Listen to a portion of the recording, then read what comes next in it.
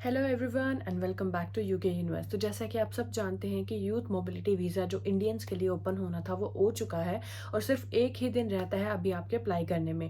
तो बहुत सारे स्टूडेंट जो है वो अप्लाई कर चुके हैं, लेकिन जिनके पास अभी भी डाउट है, जिन्हें समझ नहीं आ रहा कि कैसे अप्लाई करना है, क्या क्या स्टेप्स या क्या क्या इन्फॉर्मेशन आपको फिल करनी है, तो उनके लिए वीडियो बहुत ज़रूरी है।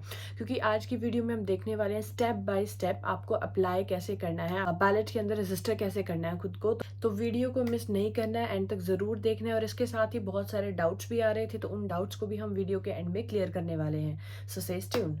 तो जब आप इस वीज़ा के लिए अप्लाई करते हैं तो आपको यूके गवर्नमेंट की ऑफिशियल वेबसाइट पे जाना है, जहां पर आपको इस तरह से एक ऑप्शन दिखाई देगा, क्रिएट एन अकाउंट और साइन इन। तो सबसे पहले आपको अपने लिए अकाउंट को क्रिएट करना है, तो आप क्रिएट एन अकाउंट के ऑप्शन पर क्लिक करेंगे।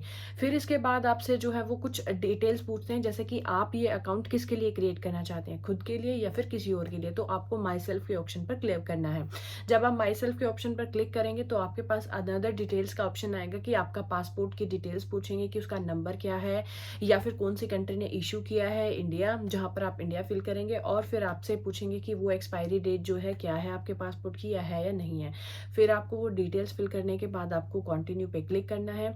देन आपके पास पूछते हैं आपका नेम एंड सरनेम।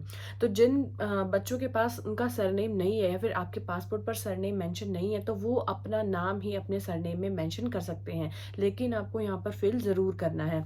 जब आप ये डिटेल्स फिल कर देते हैं तब आपके पास जो है आपका ईमेल एंड फ़ोन नंबर पूछा जाता है। ध्यान रहे कि जो भी ईमेल आप भरें वो आपकी चल रही हो, क्योंकि उसके बाद आपको सिक्योरिटी कोड भेजा जाएगा। ऐसे ही अगर आप जो भी फ़ोन नंबर आप इसमें फिल करना चाहते हैं वो आपका एक्टिव होना चाहिए उस टाइम पे।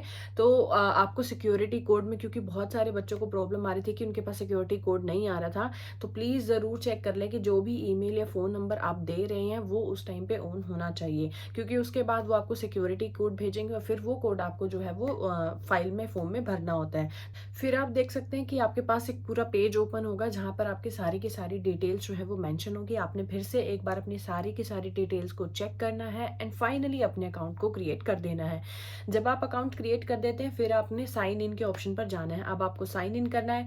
जब आप साइन इन के ऑप्शन पर क्लिक करते हैं तो वो फिर से आपको पूछता है कि आप अपनी आइडेंटिटी के लिए कौन सा जो है डॉक्यूमेंट यूज करने वाले हैं, तो आपको पासपोर्ट पर क्लिक करना है।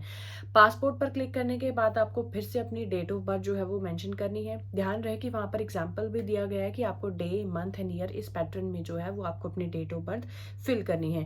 जब आप अपनी डेट ऑफ बर्थ फिल कर देते हैं तो वो फिर से आपके पास एक पेज खुलता है जहां पर आपको 3 स्टेप्स दिए होते हैं कि सबसे पहला स्टेप होता है आइडेंटिटी एंड कॉन्टेक्ट। तो अभी आप सबसे पहले स्टेप पर हैं।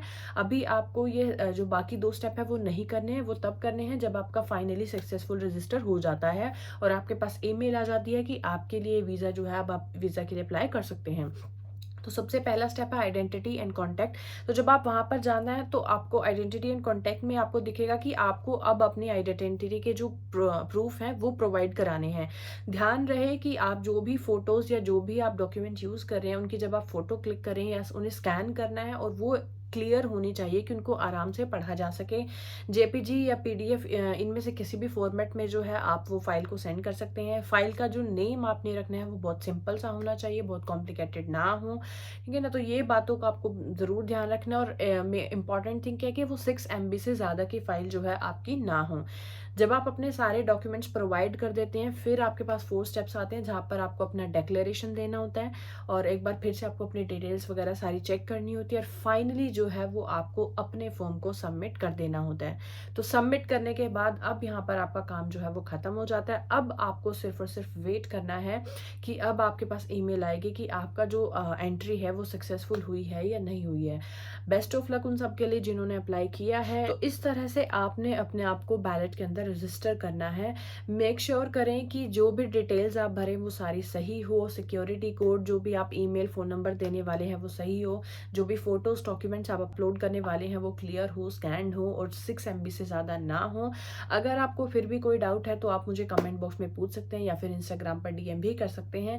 इसके साथ ही बहुत सारे बच्चों को कंफ्यूजन था कि क्या इसके लिए 31 से एज एज वाले जो हैं वो अप्लाई कर सकते हैं? तो जी नहीं, बिल्कुल नहीं। इसके लिए जो एज है आपकी 18 टू 30 के बीच में होनी चाहिए। आपके पास एक RQF लेवल 6, 7, 8 की जो है वो डिग्री होनी चाहिए। एक्सपीरियंस जो है वो एक अलग बात है। अगर आप प्रोफेशनल वर्क फील्ड में अगर आपके पास एक्सपीरियंस है और वो भी इनकी जो लिस्ट उन्होंने मेंशन की, अगर उसमें वो मैच करता है, तब वो आपका एक्सपीरियंस जो है वो वैलिड है। तो प्लीज़ ध्यान से अपने फॉर्म को भरिए, अभी भी लास्ट चांस है, आप उसको हाथ से मत जाने दीजिए, बहुत अच्छा ऑप्शन है। साथ ही जिन्होंने सब्सक्राइब नहीं किया है, प्लीज़ सब्सक्राइब ज़रूर कर दें एंड शेयर एंड लाइक ज़रूर कर दें, और मिलते हैं नेक्स्ट वीडियो में। तब तक के लिए थैंक यू सो मच।